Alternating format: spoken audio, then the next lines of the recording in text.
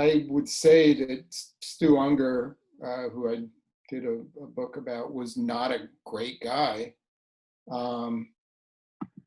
But, I think that once you recognize that beneath the surface there's a more complicated story, and how did someone arrive at being that way, you try and find their humanity, and so he had that.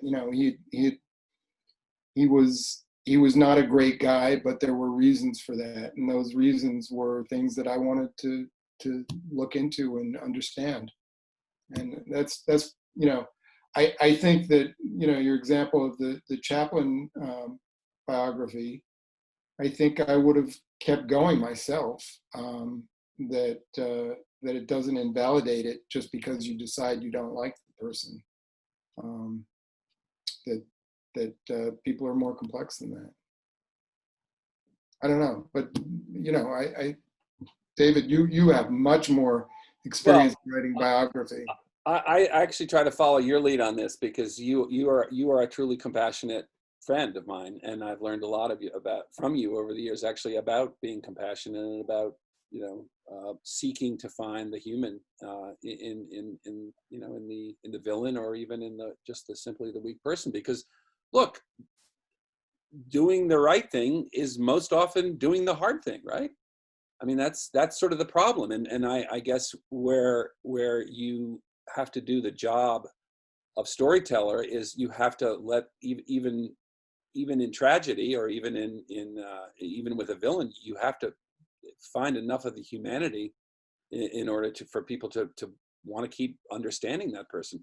I find personally that the trouble is that if you see a pattern and it begins to repeat, you have a rule. There's some kind of rule where 2 episodes or 3 episodes that begin to start being the same bad thing begins to look like a legal brief. I mean, it begins to look like a case, like you're making a case.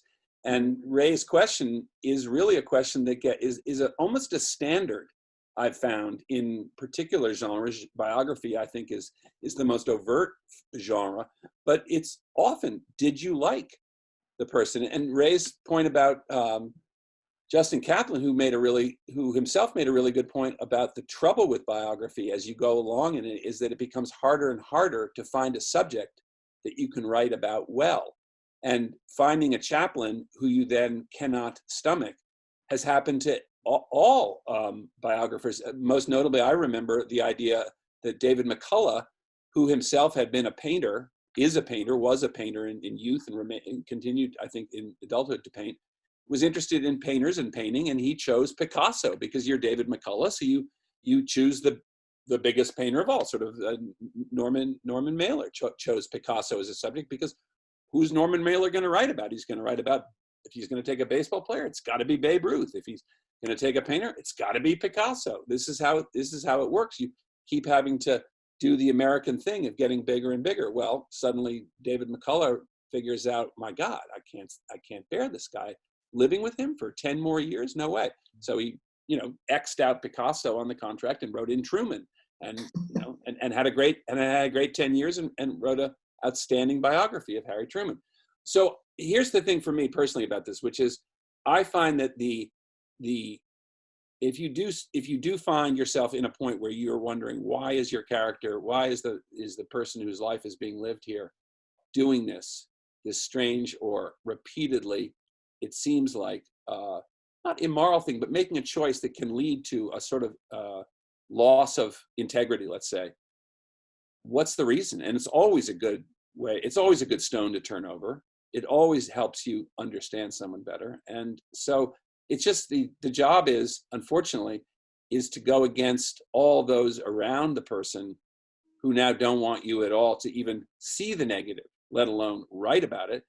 You then have to figure out how to understand it for real and better from people who essentially have an investment in your not knowing anything about it. and that becomes its own limited game that no one's going to win, but that you do have to keep turning over stones for real and really understanding what's under them. And unfortunately, it's always a counterintuitive thing, but it's going to always make a better book.